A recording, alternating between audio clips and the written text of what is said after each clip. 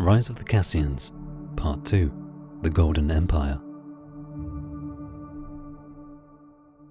Cassus had rebound from the unsolved disappearance of Nomad. Its existence had been willfully forgotten, deleted to obscure footnote status in encyclopedia overviews of the space age's infancy. Like many cultures before it, the Commonwealth was disinclined to publicize its missteps. But although the ship itself was all but forgotten, Nomad's hard lesson was not.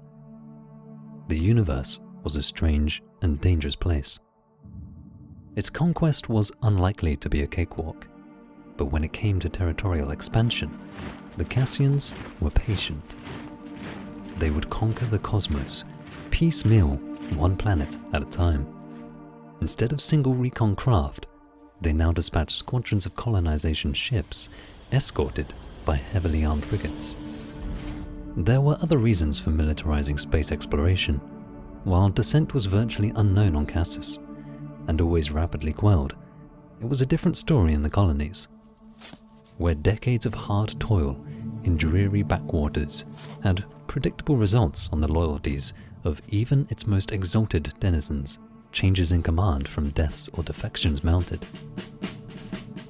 But such bleak conditions also produced exceptional warriors.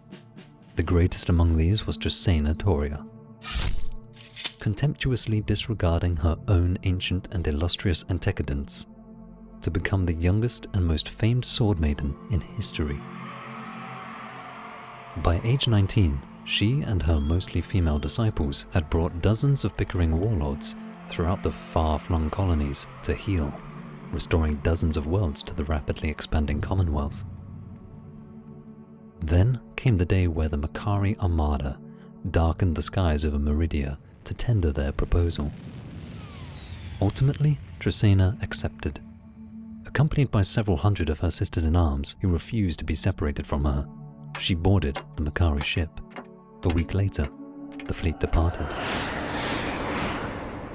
Over the ensuing decades, these events were unceasingly dissected and mythologized, with even the authenticity of the recordings themselves subject to fierce debate.